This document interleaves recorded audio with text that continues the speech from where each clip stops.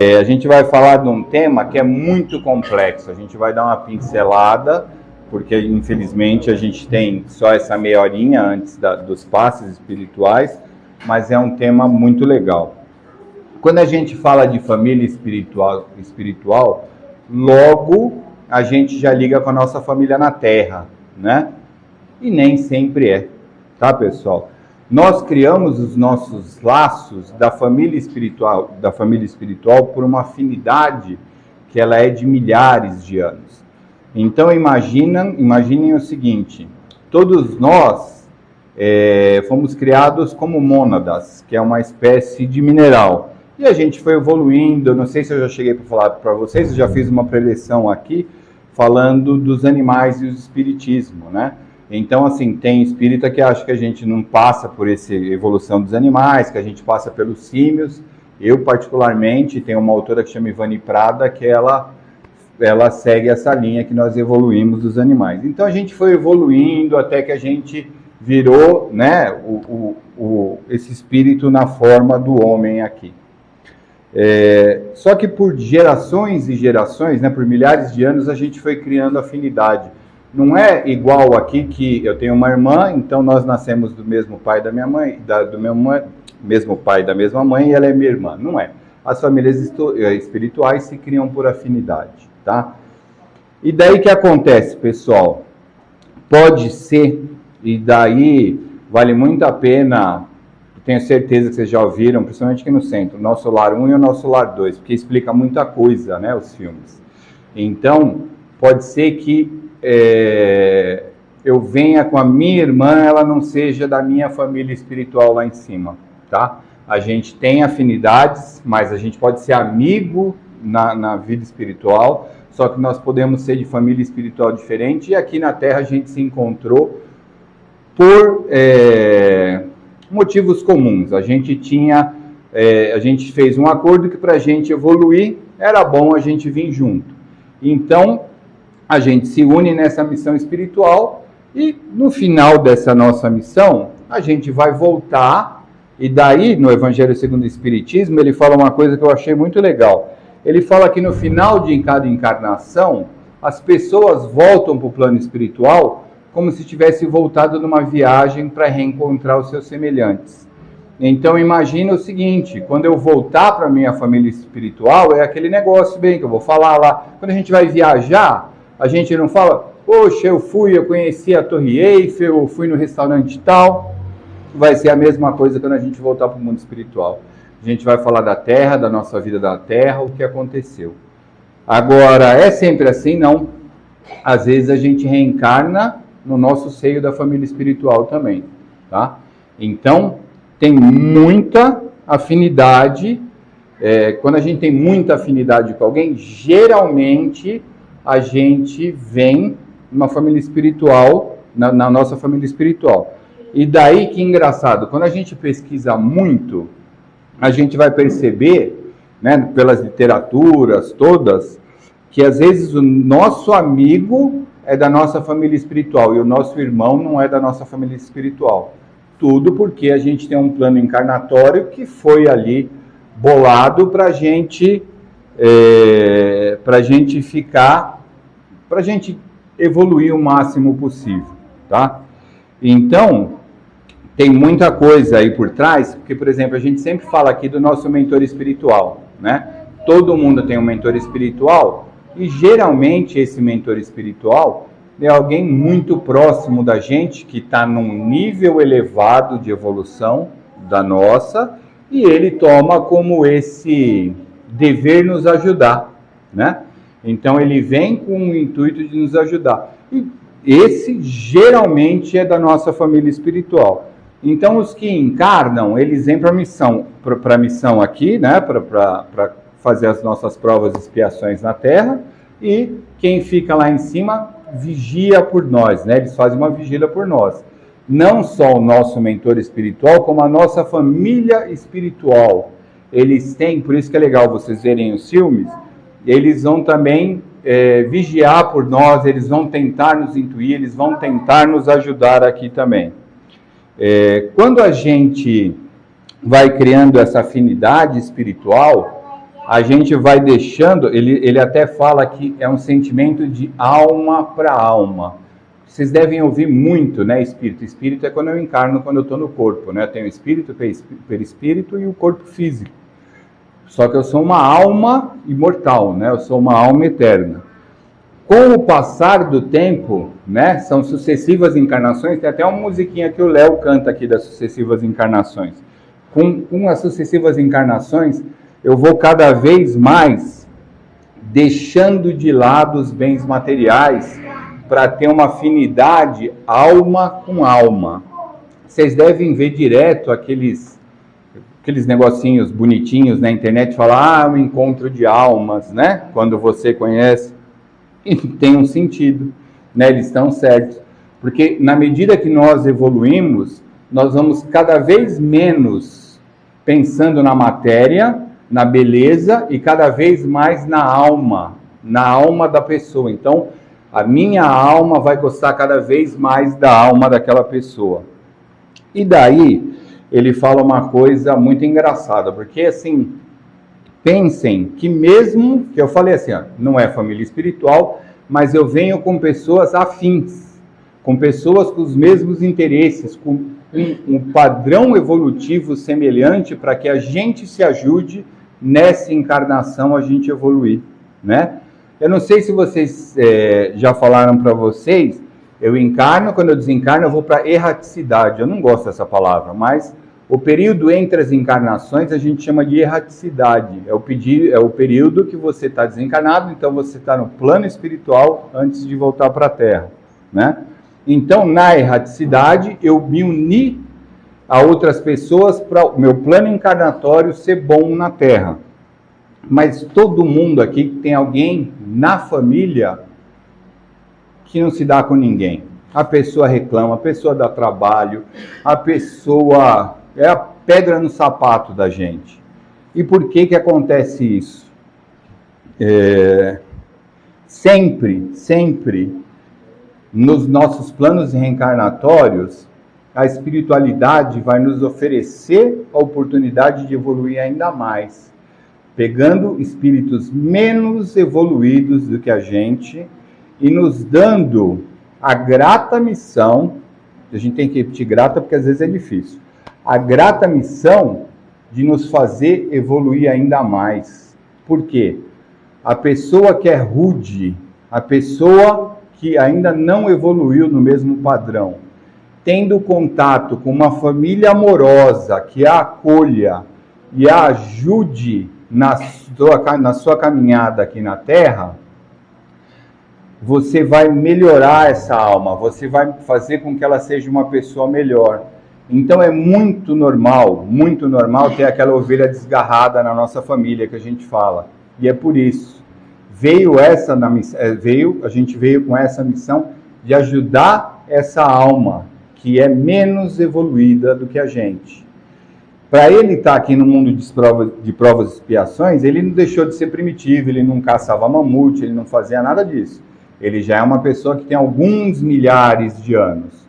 Só que às vezes nem todo mundo evolui na mesma velocidade, né? Muita gente estaciona e muita gente fica de lado. E daí a gente vai entrar no honrar pai e mãe e da ingratidão dos filhos, né? O que acontece? Na própria Bíblia e nos mandamentos está honrar pai e mãe, mas ia ser muito vago se eu falar isso daí para vocês. E daí por que existe alguns filhos que são ingratos? Primeiro, você já deve ter ouvido milhares de vezes, né? Que quando chega o filho e fala assim, eu não pedi para nascer, pediu sim.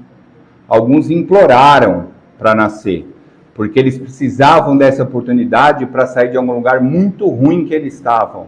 E foi-lhes oferecido essa oportunidade de reencarnarem, para eles pudessem sair desse lugar ruim e tentar se evoluir um pouquinho. Então não só pediram, como alguns imploraram para estar aqui. E geralmente os que imploraram para estar aqui são os mais pestes. E eu vou tentar explicar para vocês. Quando a gente desencarna, às vezes a gente desencarna com muito raiva, com muito ódio. Imagina as pessoas que morrem, por exemplo, nas guerras que estão tendo agora.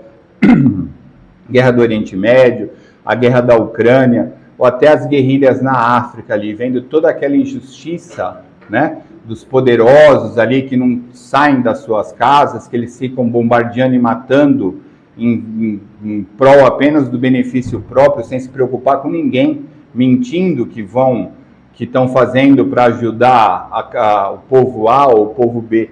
Então você cresce na guerra, você cresce na raiva, você morre na raiva. E você leva essa raiva para o lado de lá. E daí todo mundo, pessoal, raríssimas pessoas. E quem é a pessoa que fala que assim, eu não vou passar no umbral? É a pessoa que vai ficar mais tempo no umbral. Todo mundo vai dar uma passadinha no umbral. E daí lembrem-se sempre disso daí, tenham fé. Porque a gente vai passar lá, mas vai ser quanto mais fé e quanto mais arrependimento sincero a gente tiver, mais rápido a gente vai sair de lá, tá? Só que assim, tem muita gente que carrega essa raiva, que vai com essa raiva, e ele se arrepende, mas lá no âmago dele fica com essa raiva. E quando ele volta para cá, ele volta com essa raiva, porque às vezes a gente, no espiritismo é muito comum eu falar assim, eu matei fulano na encarnação e ele vai voltar como meu filho, ou ele vai voltar como meu pai. É normal acontecer isso. E daí é uma raiva direta, que a pessoa não gosta de você, a pessoa tem raiva de você, mas tem adolescente aí, principalmente eu vejo, né, a criançada, que tem raiva do mundo, né? Só ela tem razão, tá tudo errado, por quê? Porque eles carregam isso na alma, né? E daí que acontece? De novo, pessoal, Deus nos dá a missão de educar filhos. Eu não tenho filhos. Tudo que eu falar para vocês é por leitura e vendo a vida dos outros, né? Então, Deus nos dá, e eu, Rogério, eu acho que a maior missão que um ser humano pode ter é criar um filho, criar uma criatura. É a coisa mais difícil que existe na face da Terra, porque você tem o seu caráter, os seus valores, e seu filho não é a sua xerox. Ele não vai ter os mesmos valores, caráter, não estou falando que um é bom, outro é ruim, ele não vai ter o mesmo caráter que você. Um pai evangélico pode ter um filho espírita, né? Uma pessoa que goste da política de esquerda pode ter um pai que gosta da direita, e eles têm que se amar e aceitar as diferenças, desde que eu tenha todo o respeito do mundo e aceite ouvir e aceite as diferenças dos dois lados, não é? Só que a gente tem que entender o seguinte, eu sou mais velho, eu tenho um pai, então eu passei eu tenho um filho, eu passei dos 50 anos, né? Então eu tenho um filho lá que ele vai estar com 10 anos. Apesar de ele ser um espírito velho, ele pode ter todas as rusgas dele lá, pode ser ranheta, não sei o que. Eu tenho que ser maduro para entender que eu tenho que colocar aquele filho no caminho. Porque assim, é uma missão que foi dada. No livro no Evangelho segundo o Espiritismo, o Santo Agostinho ele vai falar uma hora que vai chegar, quando a gente desencarnar, Deus, né? Deus entende a espiritualidade, vai perguntar, o que fizeste com as crianças que eu deixei em cuidado, em que você tomasse cuidado? E se você falhar nisso daí, a punição é que você vai ver aquele filho desgarrado, aquela ovelha desgarrada, né? Que por algum motivo ali não se acertava, sofrer, e ela vai voltar para o umbral. Por quê? Porque você não ajudou ele a se livrar da raiva, você não ajudou ele a se livrar da revolta, você foi aquela mãe, aquele pai que só mimou, que passou a mão, que fazia tudo o que ele queria, porque assim é mais fácil, coitadinho, ele é difícil, então você não batia de frente, você não colocou ele na linha. E daí, eu conheço gente que fala assim, meu filho é difícil, mas é só nessa encarnação. Não, não é. Porque quando você vê que o seu filho, que você falhou na criação, ali, no umbral que eu falei que a gente vai passar, só que como ele não foi educado, ele vai ficar mais tempo, você vai pedir pelo amor de Deus para ter uma chance de uma nova encarnação com aquele filho para tentar fazer a coisa certa. E se você falhar de novo, você vai voltar de novo. E assim por diante. Então, tudo que a gente trouxer para essa vida, a gente tem obrigação de fazer nessa vida. Então não pense aqui, a gente está no começo de uma longa evolução. Eu sempre falo para vocês, nós temos milhares de anos. Aquele cara tinha bilhões de anos quando ele se tornou governador planetário na Terra. E a Terra já tem bilhões de anos. Então nós somos extremamente crianças. E quando a gente chegar lá em cima, não vai adiantar bater o pé e falar, eu não quero voltar para a encarnação, eu não quero, porque vocês não deixam um filho pequeno de vocês escolher se ele quer ir para a escola, o que ele vai comer, o que ele vai fazer. E Deus não vai deixar nós, que somos crianças espirituais, escolherem simplesmente. Porque senão todo mundo ia ser rico, todo mundo ia ganhar na Mega Sena, todo mundo não ia ter, né? Todo mundo ia estar. Daí você fala assim, então ia ser muito legal, porque todo mundo rico não ia ter desgraça. Será que se fosse todo mundo rico, não ia ter guerra? Será que se fosse todo mundo rico, o cara não ia passar o tapete para pegar a fortuna do outro para ser mais rico ainda? Será que a gente está evoluído para todo mundo? Vocês assistiram aquele filme Todo Poderoso? Aquela hora que ele vai atender o desejo de todo mundo e todo mundo ganha na loteria ao mesmo tempo e daí o mundo vira um caos? Será que não ia ser aquilo se todo mundo pudesse decidir o que quer? E se eu não gostar de alguém, eu posso matar? Se eu não quiser aquela pessoa, se ela estiver me atrapalhando ali no meu negócio porque eu posso fazer tudo o que eu quero, será que como crianças espirituais a gente pode tomar essas decisões? Então a gente tem que refletir muito sobre isso daí, tá, pessoal? E para acabar, eu sempre gosto de contar uma historinha, mas eu vou dar um depoimento para vocês. Eu presenciei num dos trabalhos da casa aqui, eu presenciei o seguinte: uma das médiuns recebeu uma menina que ela tinha se suicidado. Ela tinha se suicidado há muito tempo. E ela ficou durante muito tempo, ela ficou no umbral, né, no Vale dos Suicidas, porque a gente sabe que quando uma pessoa tira a sua vida, infelizmente, na melhor das hipóteses, se eu tenho 50 anos e eu tiro minha vida e eu tinha que viver até 80, eu vou ficar na melhor das hipóteses esse restante da vida no Vale dos Suicidas. Só que é muito complicado para a gente entender quem tira a vida, né? Quem tira a própria vida é muito complicado para ele entender, porque era uma angústia, um sofrimento muito grande, então ele não sabe o que ele está fazendo naquele momento, e daí acontece isso daí. E essa menina tinha se suicidado, e uma médium recebeu essa mulher. Só que ela estava, vocês devem ter ouvido milhares de vezes falar do padrão vibratório.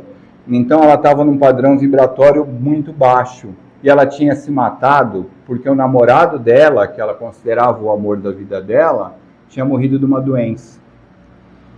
Naquele dia, pessoal, o namorado dela veio aqui.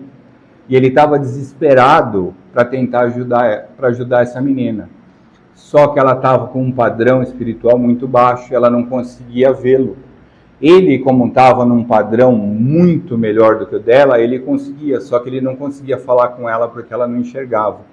Então a gente fez toda essa intermediação, né? Então a gente vendo, escutando que ele estava tentando ajudar, a gente tentava transmitir isso para ela conseguir passar.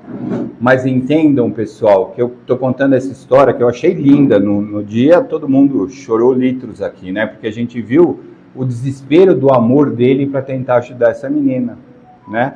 E ela que tirou a vida pelo amor, porque ela achou que nunca mais fosse vê-lo.